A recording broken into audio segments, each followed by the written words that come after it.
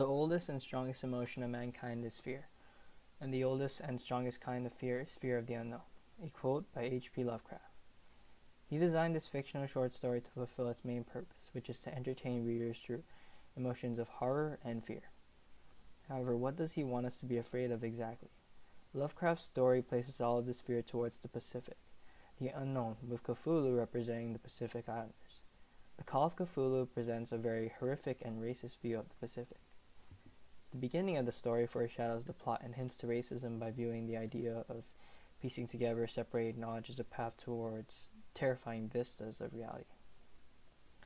This quote alludes to the narrator Francis Thurston, whose reality falls apart after gathering the documents together, later wishing that he had never pieced together so hideous a chain. The narrator tries to justify that it would be better to remain on an island of ignorance than to seek out what exists beyond the endless ocean. This creates a very enigmatic view of the Pacific by mentioning that people were not meant to voyage far.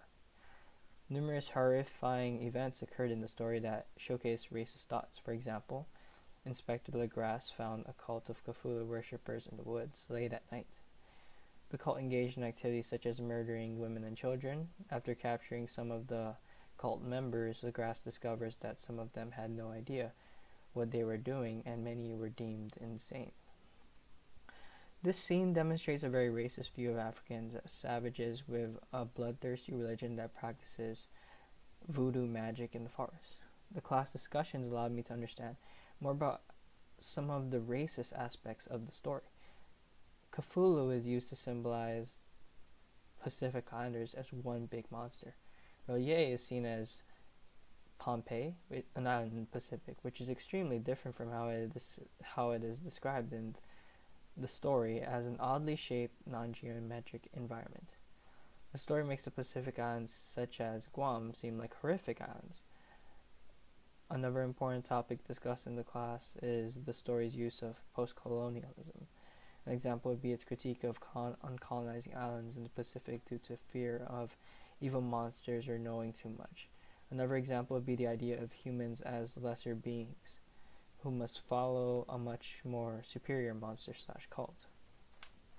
Similarly, the story describes a group of individuals known as the Great Old Ones, who are viewed as the colonizers in the story through their passing on of stories and secrets that led to the creation of the cult and the spreading of the monster into people's dreams.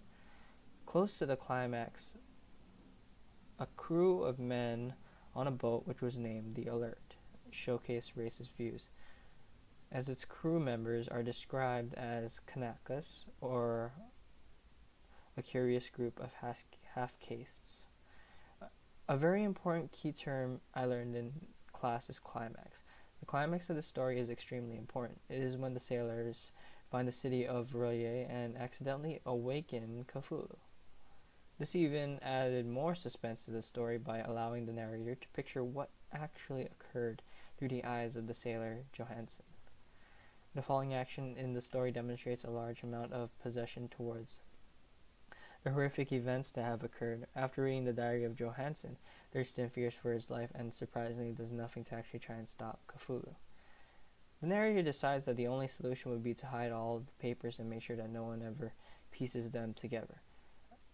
Again, Thurston chose to do this because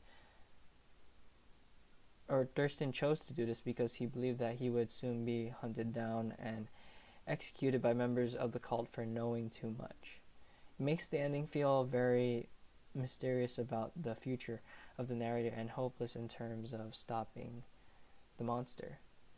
When he wrote the story, H.P. Lovecraft was not a very famous writer.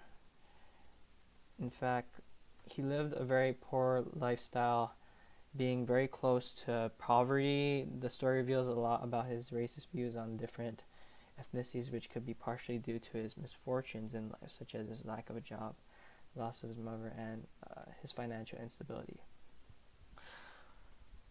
Sadly, most of his stories only became famous after his death.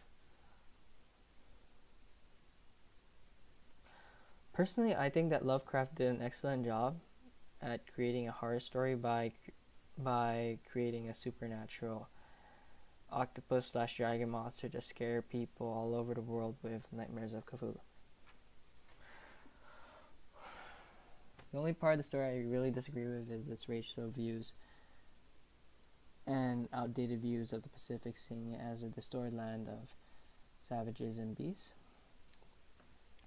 In reality, the Pacific is full of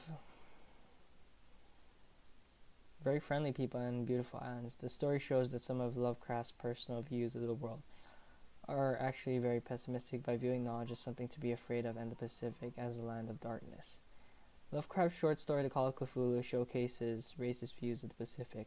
During this time period, the unknown was anything that existed beyond the vast ocean, which led to all of these exaggerated racial stereotypes of the Pacific Islands and the many worshippers of Cthulhu, who were non-white and mixed ethnicities. The reason for this prejudice is reflected in some of the personal views of Lovecraft himself, because he actually grew up seeing humanity as insignificant, which is demonstrated at the end of the story as the narrator does nothing to try and stop Cthulhu. However, all of these racial and pessimistic views of reality helped propel Lovecraft's work to popularity in modern times, as fans can't seem to get enough of his fictional short story, which has inspired numerous artworks, films, and even video games.